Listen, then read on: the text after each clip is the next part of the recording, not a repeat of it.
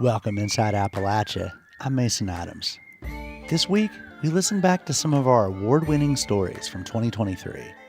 Like this one, about the makers of Angelo's Old World Italian sausage. They're like, man, I've never tasted anything like this before. I said, yeah, so go put your corporate sausage down and get some really good stuff here that has no preservatives in it. We also go a-wassailing in Asheville, North Carolina.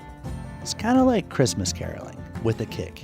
Yeah, as you heard in the last song, we did ask for alcohol several times. Okay. Do you want alcohol? It's not like... You guys have some cups. I've seen it.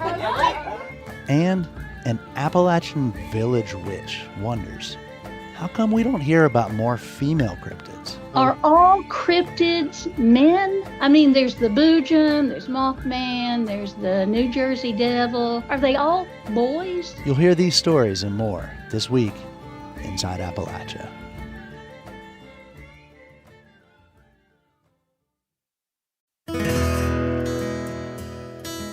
Welcome inside Appalachia. I'm Mason Adams. In March, broadcast journalists from Virginia and West Virginia were recognized when the Virginia's Associated Press broadcasters met to present awards for notable stories produced last year. While awards aren't the reason we do what we do, it was gratifying to have the work of Inside Appalachia's contributors recognized. Today, we're replaying stories and interviews that received awards.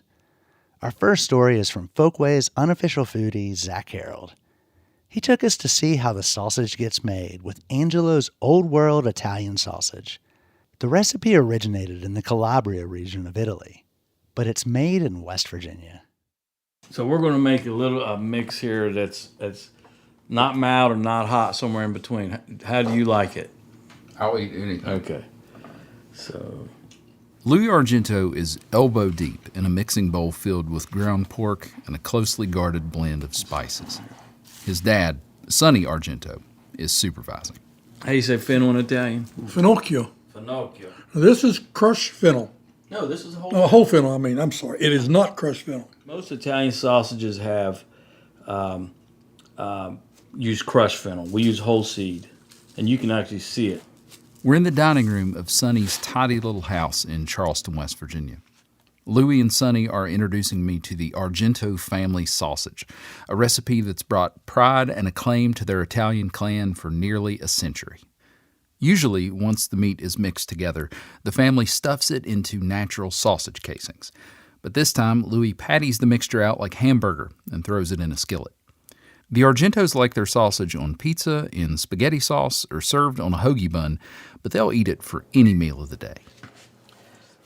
We like it with fried eggs and applesauce in the morning. You know, apples and pork generally goes well together. So we do applesauce or fried apples, even better, with some toast on the side. Sonny is 82 now, and he's been eating this stuff all his life. The recipe came from his mother's family, who hailed from the Calabria region of Italy. He grew up hearing stories about how his grandfather made it in the old country. So they would chop the pork up with knives. I mean, they didn't have any electricity. They couldn't grind the pork, so they would chop it up as fine as they could get it, which wasn't very fine. Mixed a seasoning in it, and he had a hollowed out cow horn. My grandmother would clean the casings. If you don't know what a casing is, I'm not going to tell you. I'll tell you. They're intestines. Natural sausage casings are animal intestines. But she would clean the casings really well, and he would skinny him up on the cow horn and stuff it with his thumb. Sonny's mother eventually taught the recipe to his father, Angelo Argento. His side of the family came from Sicily. Angelo actually came to West Virginia from Sicily when he was 6 years old. He became a coal miner at just 13. But when he wasn't below ground, Angelo was working for a local grocery store.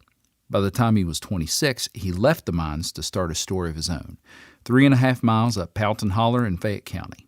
He called the little shop A. Argento and Company. He said 2 men could stand fingertip to fingertip, and the other hands could touch the wall.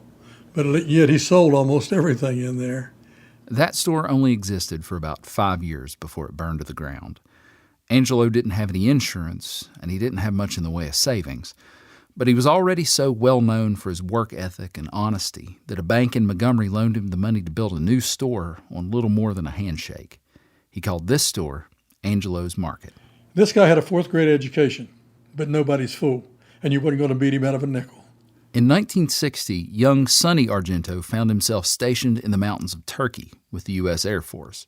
He was 20 years old, away from Fayette County, West Virginia for the first time, and chronically homesick. He borrowed another airman's reel-to-reel tape deck and recorded an audio message for his family back home. When they got it, they borrowed a reel-to-reel to make a recording of their own and mailed Sonny the tape. I think my mother says the first words. Hi, Sonny. How are you? Everybody in the family passed around the microphone, telling him about ball games they won and report cards they got and colds they caught. When it was Sonny's dad's turn, Angelo made sure to give an update on the family meat shop. And my dad said, we made some pepperoni this week. Boy, you should have been here this week. We sure had some weather. It's been below zero. Mother and I made some pepperoni the other day. Pepperoni is what Angelo called his sausage.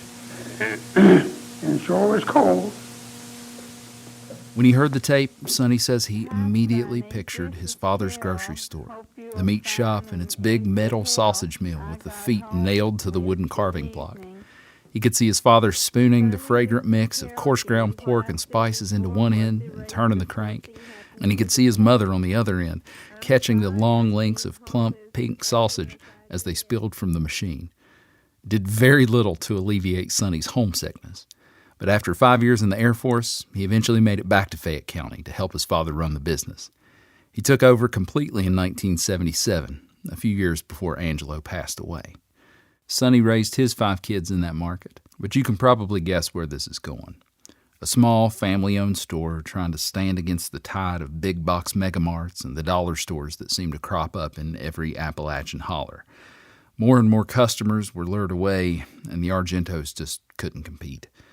Angelo's market closed in 2008 after more than 70 years in business. But here's the thing. The family didn't just lose the family business, as Louis Argento explained to me. We had no need to go to Kroger or to Walmart or any other store to shop. And when our store closed, we realized, which kind of sparked our business of today, that there was no quality Italian sausage in the stores. So they just kept making it. First in Sonny's kitchen, and then in a makeshift meat shop they set up in his garage. Once family and friends found out, they started getting orders. A lot of people, especially still the Italian Americans around here, they like the sausage for their Christmas dinners or holiday parties. So next thing you know, we have an order for 500 pounds of sausage. The demand was so great, Sonny decided maybe it was time to try a new kind of family business. There was a problem, though. It's fine to make sausage in your garage for family and friends, but the government doesn't really want you to sell it. Luckily, one of Sonny's friends owned a few grocery stores in Charleston and loaned the family the use of a meat shop. By making it there, the Argentos could sell their sausage in the store and offer it to local restaurants. They named their product Angelo's Old World Sausage. The label features an old photo of Sonny and his dad Angelo in ties and white aprons, grinning in front of the old store's meat case. They made the sausage in that grocery store meat shop for about 2 years, but they eventually outgrew the space. For one thing, they couldn't produce as much sausage as they needed, and because it wasn't a USDA-inspected processing facility, the Argentos couldn't sell their sausage in other stores. For a while, they considered building a factory of their own, but that was too big of an investment for such a small company. So they started looking around for a co-packer. After some searching, they found Wampler's Farm Sausage in Lenoir City, Tennessee. It's also a family business, albeit one with a modern solar-powered meat processing facility attached. And I saw all these guys in white coats and a federal inspector walking around with their arms folded, and a tear came to my eye. I remembered my mom and dad standing over the meat block making sausage and me helping them. And occasionally my mother would have to put her finger in it and touch it to her tongue and say, it needs more salt. And I'm thinking that we can no longer do that. Wampler's factory can turn out as much sausage as the Argentos will ever need. And everything is still made to the family's exacting standards, from the coarseness of the ground meat to the blend of spices that gives the sausage its flavor. We sample every batch still. So, we just want to, as good as Wampler is, we want to make sure our sausage that our customers are buying is consistent. Back in Sonny's kitchen, as the smell of fennel and frying pork filled the air, Louis told me the appeal of Angelo's sausage is as much about what doesn't go into it as what does. There are no binders or additives like you might find in big commercial sausages, and no preservatives. And it's a joy to give people a bite of our sausage for the first time and see their face light up. And they're like, man, I've never tasted anything like this before. So yeah, so go put your corporate sausage down and get some really good stuff here that has no preservatives in it. But the same economic forces that put Angelo's market out of business make it difficult for Angelo's Old World sausage, too. Their products are now available in about 30 stores in West Virginia, Ohio, and Kentucky, but that growth has been a struggle. Louis says it can be difficult to convince managers to carry their product when every square inch of a chain grocery store's meat case is rented out to major corporate producers. And Angelo's isn't a big enough player to get into the big box stores' warehouses, so their sausage doesn't appear in shopping apps. That's left the Argento family to depend on a more grassroots approach, one based on word of mouth and some social media advertising and setting up taste tests in grocery stores. They're confident that if they can just convince folks to take a bite, they'll be hooked. Yeah, well, you want to take it in the dining room, Louis? Okay, yeah. I'll get you guys some utensils, maybe some bread. Once the sausage was done, Sonny and Louis set the table with a loaf of sandwich bread and a jar of their home-pickled peppers. Peppers? Yeah. As we dug in, it was clear to see that even after a lifetime of eating this stuff, Sonny and Louis don't just take pride in this family recipe. They really enjoy eating it. And that's why they're pretty sure you will too. The big challenge is getting more people to try it and to realize that there is indeed a quality Italian sausage available in grocery stores. Sometimes it might cost 25 or 50 cents more, but it's worth it. I'll see him or I'll say, you want to try a piece of a sausage? And they'll say, no thanks, and they'll just keep on going. And I want to just run up and tap them on the shoulder and say, you don't know what you're missing. If you just give us a try. Because at the end of the day, this isn't just sausage. It's the Argento family's most precious family heirloom. For Inside Appalachia, I'm Zach Harold in Charleston, West Virginia.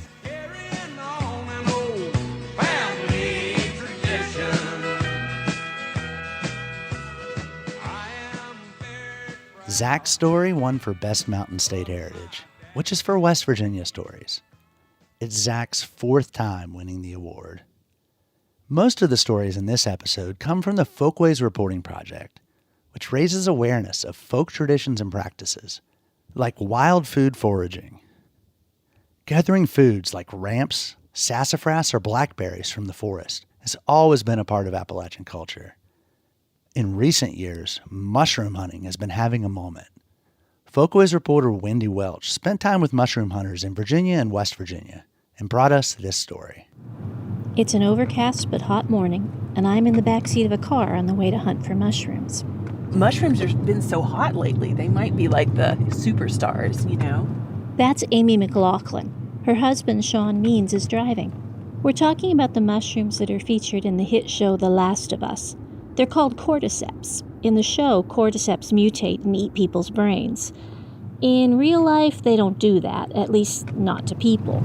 There are mushrooms that are parasitic, and they do have the same name, the genus, as the ones in that show. But at this time, we do not believe that they will inhabit human bodies. Well, they do take over bugs. Bugs? Yeah, they absolutely do. Cordyceps, they get inside of the bugs into their nervous system, and they do take over them. When the fungus is ready to produce the fruiting body, it kills the bug and comes up out of the bug. Wow. Sean and Amy are West Virginia master naturalists.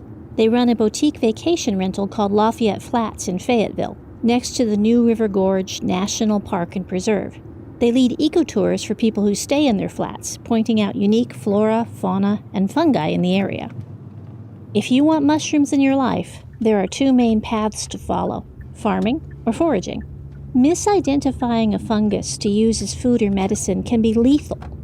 So foragers tend to hunt in packs until they're experts. Experienced hunters like Amy and Sean teach the newbies. As we disembark, Sean quotes a proverb known to every mushroom enthusiast in America. There are old mushroom hunters, and there are bold mushroom hunters, but there are no old, bold mushroom hunters. In other words, it's a good idea to be careful when hunting fungi. The couple lead me into the forest.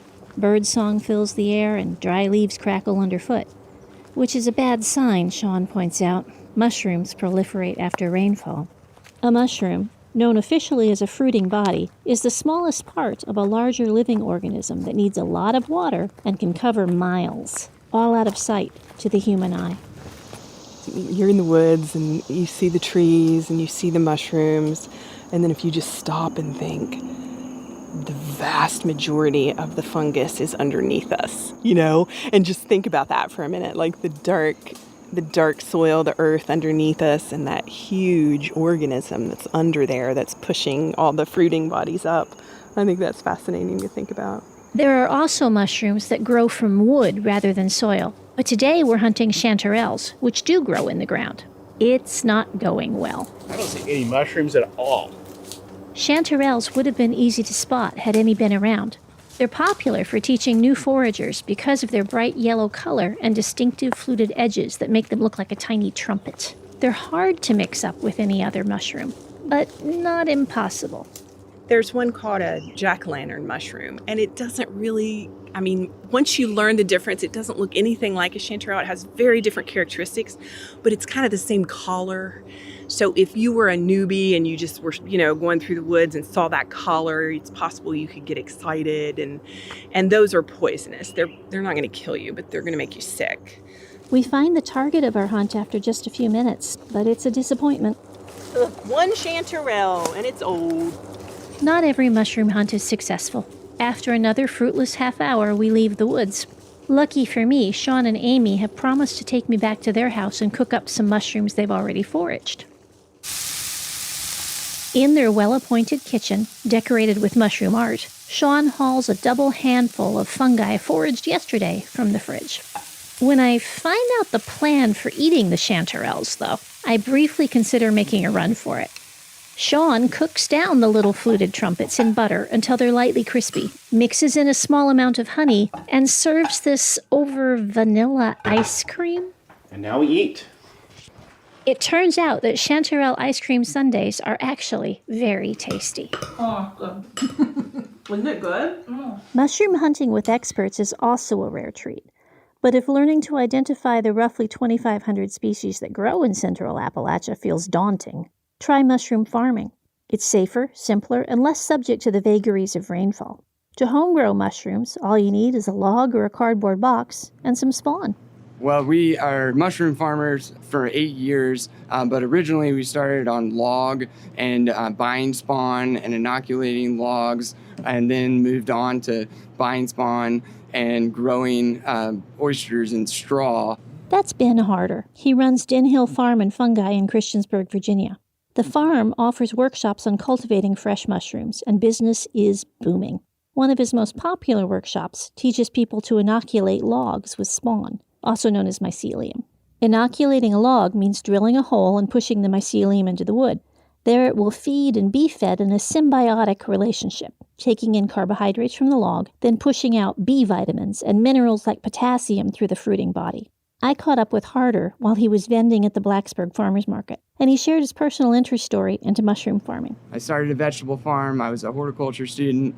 Things were going all right, but one day at the farmer's market, a Appalachian Trail through hiker that happened to live in Blacksburg was coming through, and they were trying to sell these shiitake logs that they had inoculated so that they could finish the Appalachian Trail. It was amazing to see this log that probably had 1.5 pounds or 2 pounds of mushrooms growing out of it. It just kind of blew my mind that mushrooms were taking this waste product, a log worth nothing but firewood, and making a high-value retail product out of it. They're making something out of nothing. And so he sold me the logs. That year, I killed them because I left them inside a barn and they dried out. But the next year, I started inoculating logs. And from there, it's kind of been a steady growth. In just a couple of years, they went from vending 100% fruits and vegetables to 40% produce and 60% fungi. Their best-seller home-growing method isn't logs, though. It's a countertop kit. Doing the tabletop farm or the mushroom fruiting block on your counter, it's really quite the experience. It looks so beautiful. It's like a living bouquet. Countertop box kits were everywhere during the pandemic, and they've stuck around. Harder sells bags of spawn you put in your own box. Walmart sells cardboard blocks full of specific spawn. Stash the open box in a dark corner of your kitchen counter. Keep it wet but not soaking, and in a couple of weeks, you can just kind of see it come, and then when it's at its prime, you get to just pluck off the mushrooms and eat them. And they even last a while in the fridge. You can keep them for a week or two.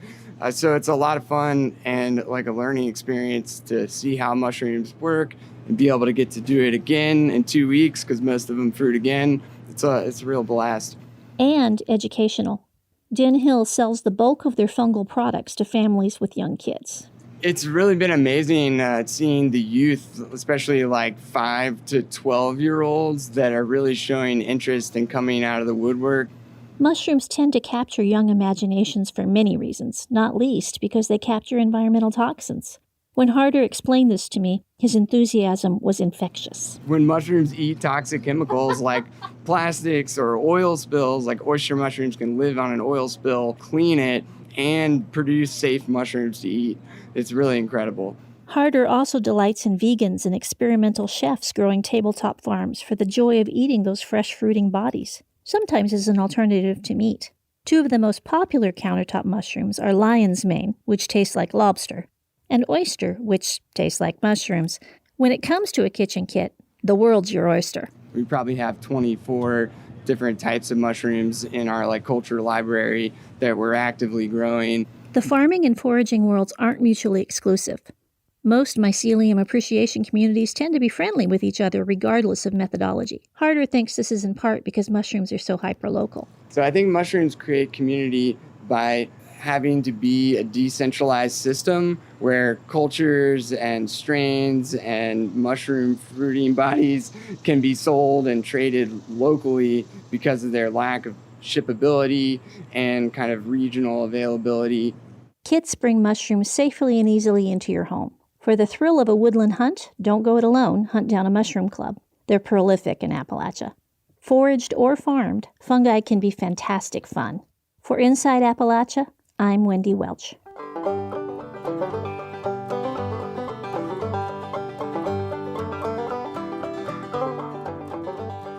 Wendy's story about chanterelles was awarded second place for Best Light Feature by the Virginia's Associated Press Broadcasters.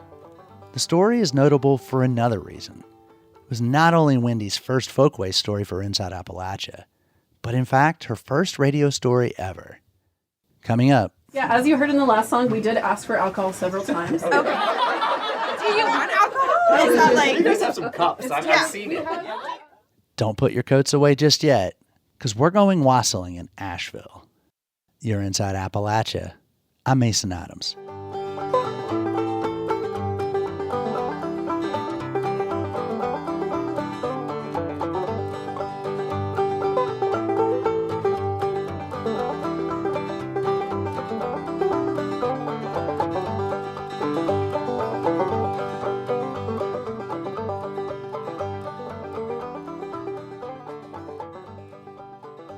Support for Inside Appalachia is provided by Concord University, educating the people of our region and beyond for more than 150 years. More information at concord.edu.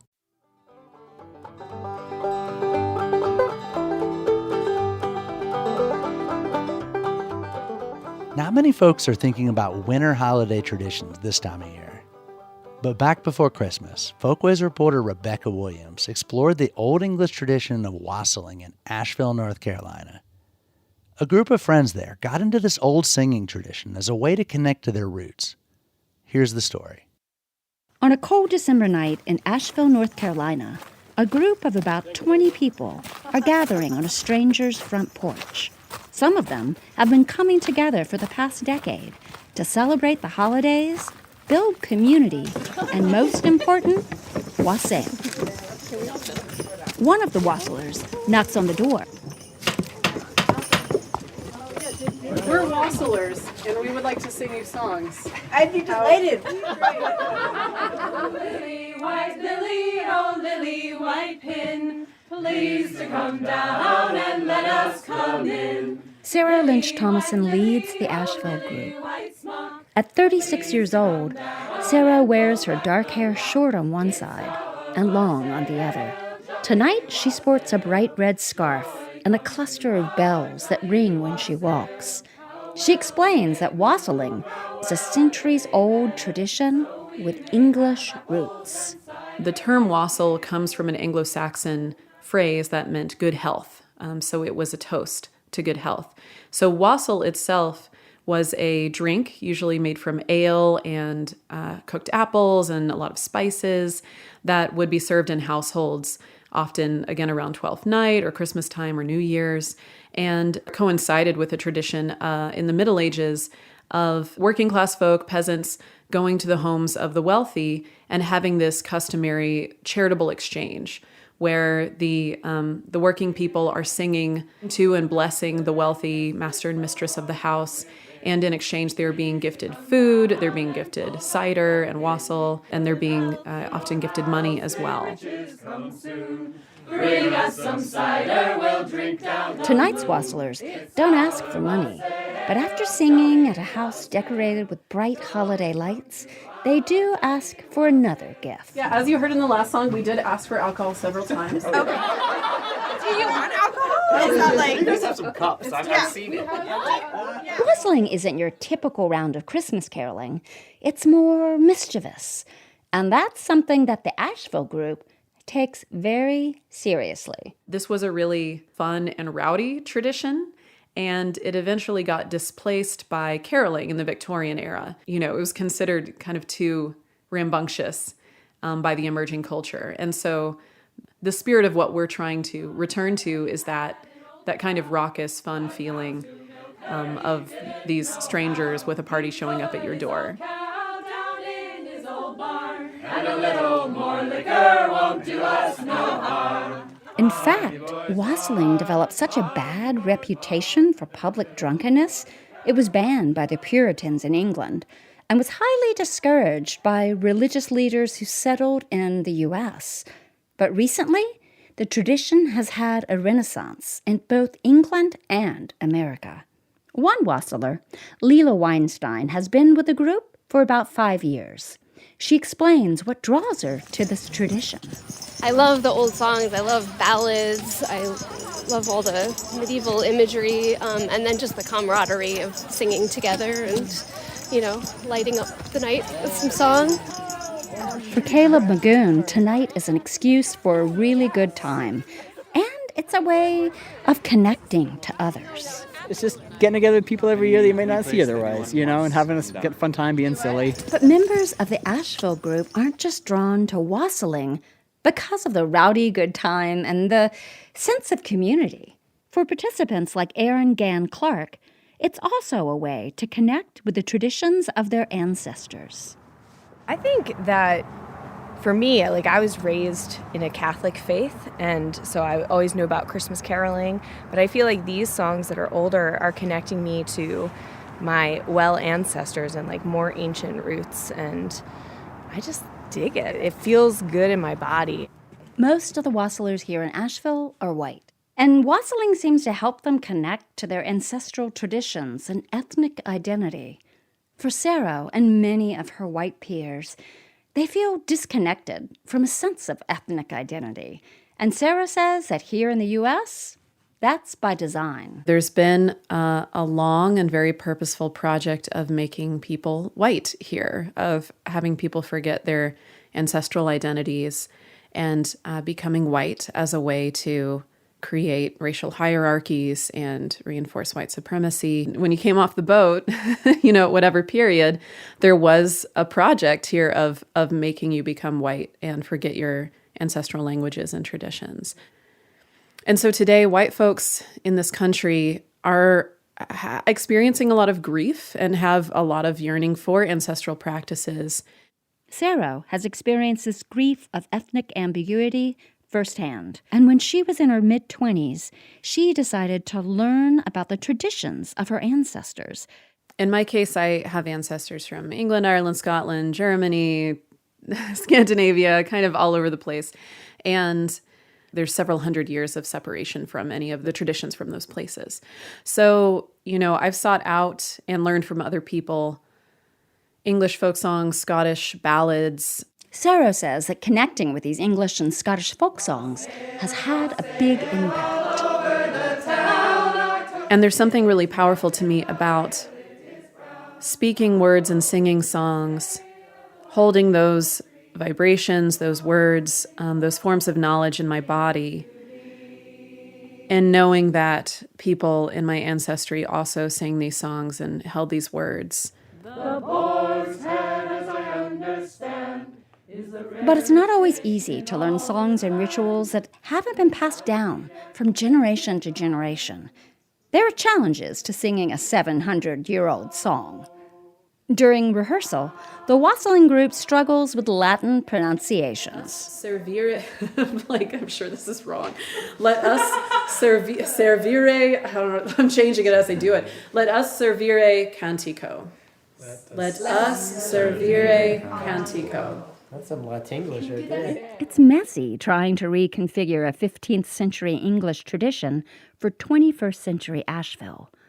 But Sarah says that it's important that white folks make the effort to learn about their ethnic identities and the practices of their ancestors. When we aren't able to connect to those practices, we end up appropriating and attaching to other cultures, indigenous cultures and African American cultures. And it's really important to understand that in indigenous history here and in African American history, song and dance traditions and many spiritual traditions were illegal for a very, very long time.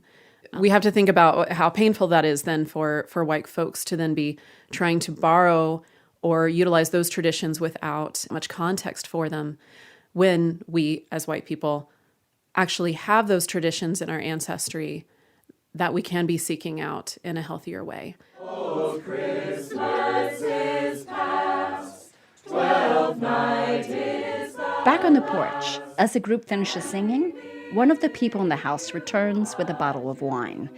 And one of the wassailers, Rochelle, slips on a costume that looks like it's made out of red and blue rags. She's wearing a wreath on her head that's wrapped in fake ivy with battery-operated candles on top. A sure cue that we're no longer in the Middle Ages. Spirit of earth and night, traveling. The spirit of the new year emerges from behind the singers and dances up to the owners of the house to make a toast. Did everyone get wine?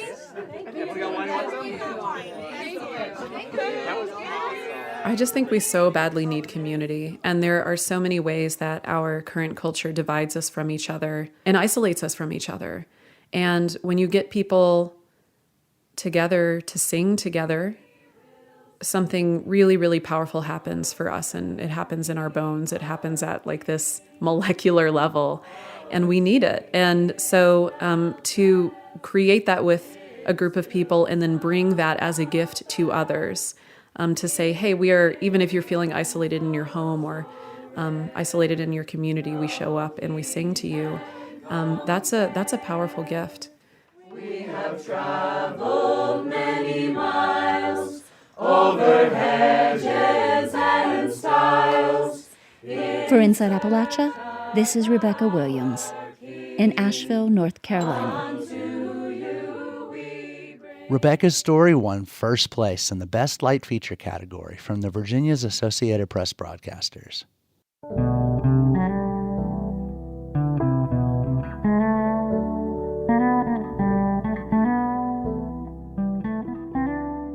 Who doesn't love a good animal story? In 2023, Radio IQ's Roxy Todd accompanied biologists who were studying the tiny, endangered bog turtle. Habitats for reptiles are disappearing, and biologists were trying to find out how many of these rare turtles still exist.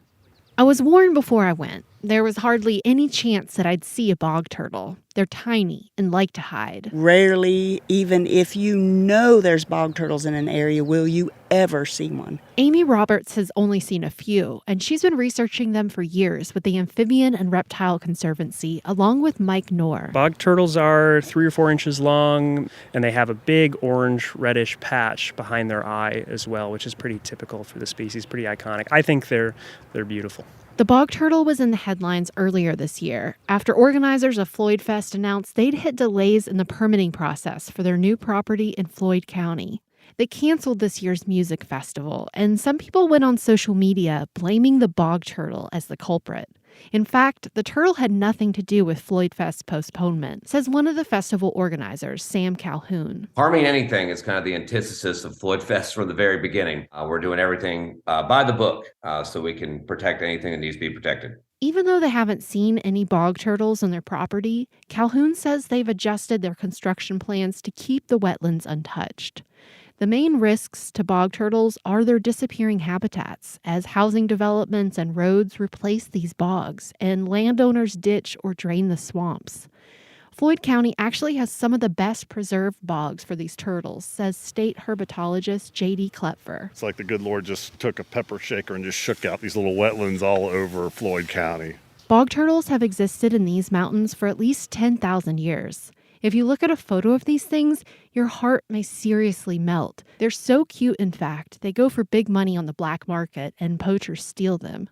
Today, they're listed as endangered in Virginia, and the U.S. Fish and Wildlife Service is considering adding southern populations of bog turtles to the list of federally protected endangered species. So I had to promise never to disclose our location when I accompanied the biologists to watch as they set up camera traps. It's a lot of work to survey all these wetlands around this area.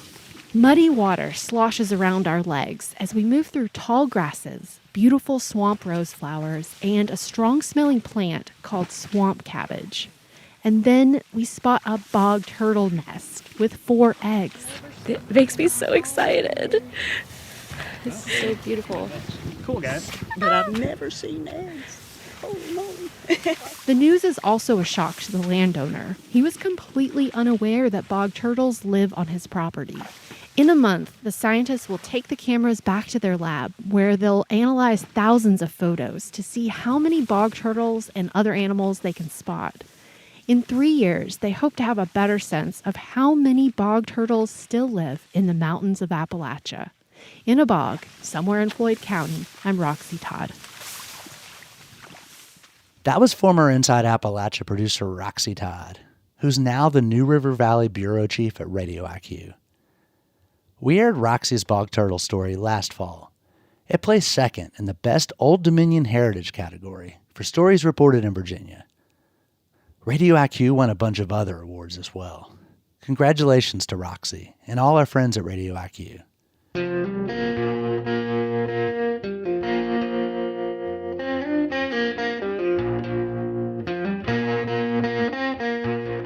A lot of people are fascinated by witchcraft. Just check the New Age section of your local bookstore. In Appalachia, witchcraft goes way back, but it's still around today. Wise women still practice herbology. They trace the patterns of the moon, just like their mothers and grandmothers did. H. Byron Ballard is a practicing witch in Asheville, North Carolina. She's also the author of several books, including her latest, Small Magics, Practical Secrets from an Appalachian Village Witch. Last fall, she spoke with producer Bill Lynch about her way of life and quizzed Bill on cryptids. Byron, first, thanks for coming on Inside Appalachia. It's a pleasure to speak to you. It's not very often I get to speak to an actual Appalachian village witch. So you may be the first. You may be. I don't know, Bill. I listened to this show, and I'm pretty sure you've probably talked to a witch or two already.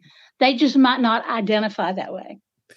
Well, just to kind of get as a getting to know you sort of thing, how did you become such a thing? How did you become an Appalachian village witch?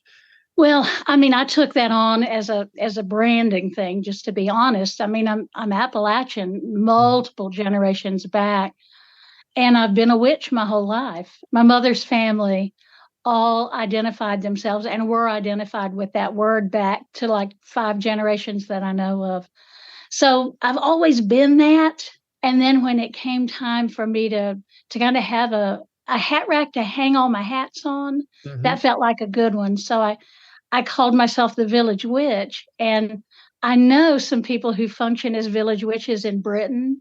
And one of them contacted me and she was like, well, what exactly is it you do that you think you're a village witch? And I said, well, I go out and I bless the cornfields and I used to bless the tobacco crop, and I'll come out and clear your house if it's got something uncomfortable in it, and I'll bless your babies and I'll, bury your grandmas and, all that stuff. And my friend said, oh, well, no, that's exactly what a village witch does. And I said, well, yeah. Witchcraft or being a witch in the 21st century, how is that different than being a witch in the 20th century or even the 19th century? I would say it's less threatening than it used to be, but in some places it's still just as threatening. How is the role different? That's a really good question. I mean, for people like me, the role isn't any different, obviously. I'm going to do a baby blessing. I'm going to do a hand fasting when people want to get married. I will do a funeral, all that stuff that people traditionally did. Plus, right now, I've got tinctures laid up in the dining room that I have to remember to go in and shake every day so that they're going to be good next month. So I do a lot of those similar things, but something that we have the ability to do now and the privilege to do is that I can openly talk about it and I can openly teach it to other people. So people don't have to rely on reading a book. Though, I mean, I'm a writer. I want people to read all the books, but I can teach people face to face and I can tell them what works for me and what doesn't work for me and encourage them to do those things that they feel like they're drawn to do, but maybe don't have the courage or the confidence to try. So that's one big difference. But the practice itself, I don't know that it's really changed. We joke about there's ceremonial magic, and then there's what I do, which is sort of I reach in my pockets and see what's in my pockets, and I go pull a little plantain and some rabbit tobacco and stir it all together. And for some people, there is a sense of witchcraft being a very high ordered religion. And you will hear some people talk about that they are a member of a witchcraft religious tradition. But for people like me, it's not necessarily a religious thing, though it is connected with spirits and with spirit things, but it's not necessarily a religion. Let's talk a little about folklore. Places like the United Kingdom have pixies and elves in Europe, and we have goblins, haints, and the Mothman. Don't forget the Mothman.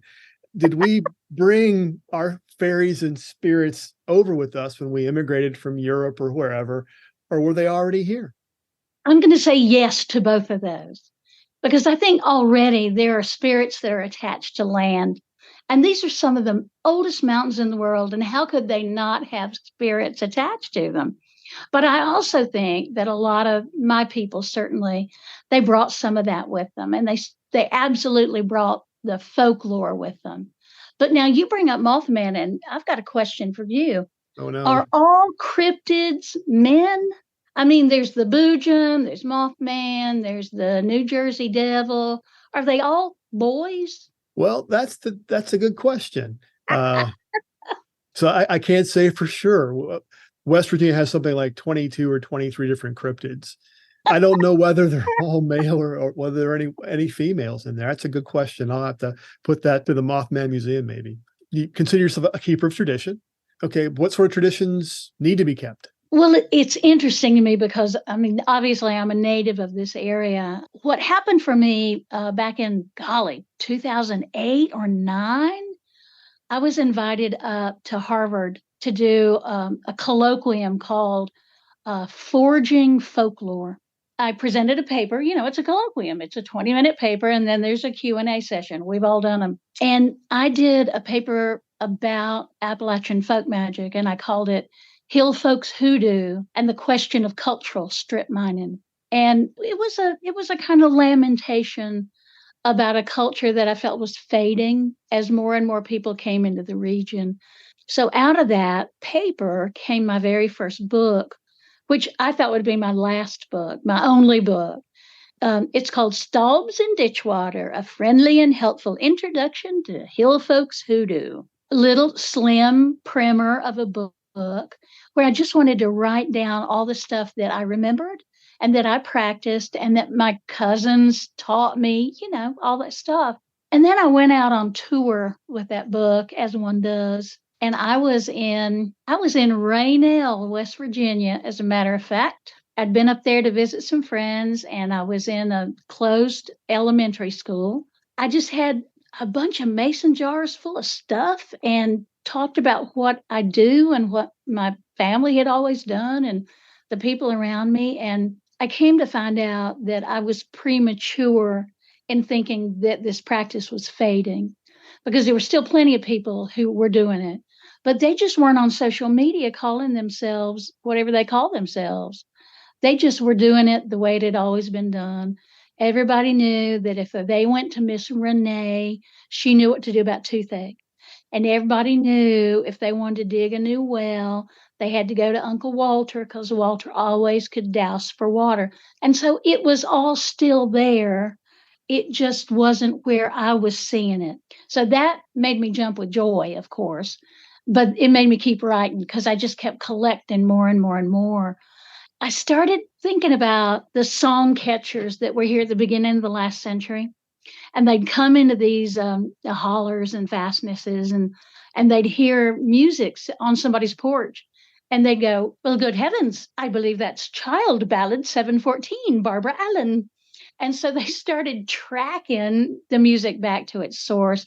So I started tracking Appalachian folk magic back to some of its sources. And I've been calling myself a spell catcher. So I go back to Britain every 3 or 4 years or so, and I hang out in the borders between Scotland and England. And I just go and talk to people about what their practices are to see if I can find commonalities between the things that we do. That's one of the sources of our folk magic down here in the Southern Islands. And also the Pennsylvania Dutch people, the Dutch. I went up and hung out with them and spent some time in their library and had a great time researching things like the Song of the Churn. The new book, Small Magics. What would you like to tell me about that one? It came out of a fight on social media, if you can imagine such a thing. I've been teaching a class now for, pre-COVID, so probably 6 years, that I call Simple Practical Magic. And it's the building blocks of doing the energetic, magical work that I do. I was observing an argument on Facebook, and I said, good Lord, people, do I need to write a book of my Simple Practical Magic class? And people were enthusiastic about that, as was my editor at Llewellyn. So it basically is that class, and it's just the building blocks of any kind of magical practice. We're at the part of the year where there's certain days, Samhain, and then the winter solstice, right? Right. And we actually pronounce that Samhain. Samhain, okay. Samhain, that's good though. Samhain is like a triple hitter holiday. It is the third harvest. It is the end of the, I guess I would say, liturgical year. It's the end of the year. And it's also the new year. So there's a lot that goes on in that period between October the 30th and November the 2nd or 3rd. We do it honoring the ancestors, which Southerners, I'm telling you, we have got the market cornered on that, because we've been doing that for years. And then from that point until the winter solstice is the darkest time of the year. I mean, literally the darkest time of the year. If we look to nature about how we do things, that's when nature rests. So it's a glory in October. And you live in a place like I do, where you're going to be inundated with tourists who are coming to see the colors, and you're not going to want to be on the road. And then what happens once those colors fade is a lot of those people go home, and we should have some quiet time. We should be able to rest ourselves as the soil rests, as the earth rests. But what do? We schedule 2 of the biggest, loudest holidays ever during that time. So you don't even have time to rest before it's Thanksgiving, and you've got to figure out who is baking the pie this year and which pie is it going to be? Is it going to be sweet potato, which half the people love, or is it going to be pumpkin, which the other half love? So you end up making two pies that taste basically the same. Once you get done with that, then you're into the fury and flurry of Christmas. So we don't take the time as a culture to rest like we should. Byron, thanks for talking with me. It's been delightful. Thank you so much, Bill. Appreciate you. That was Village Witch and author H. Byron Ballard. Bill's interview with her won the award for Best One-on-One Interview. We also want to congratulate WVPB reporters Emily Rice and Brianna Heaney, news director Eric Douglas, and us and them host Trey Kay. You've heard them on Inside Appalachia, and all of them won awards from the Virginia's Associated Press broadcasters.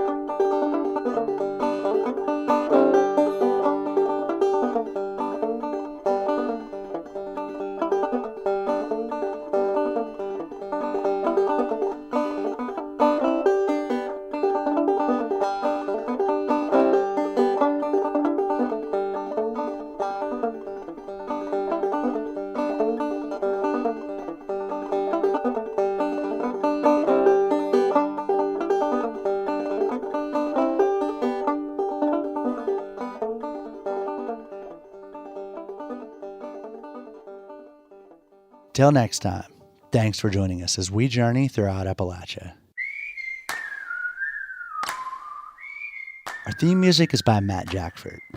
Other music this week was provided by Christian Lopez, Dave and Tim Bing, John Ingram, Marissa Anderson, Frank George, and Hank Williams Jr.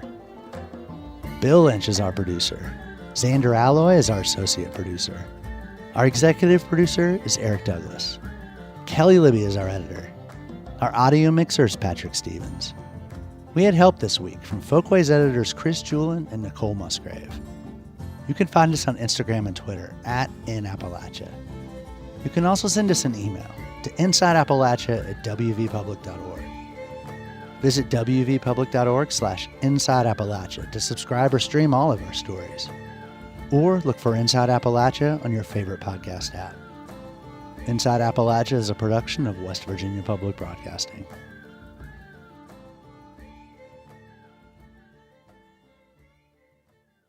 Support for Inside Appalachia is provided by Concord University, focusing on students' futures. Classes available at concord.edu/apply.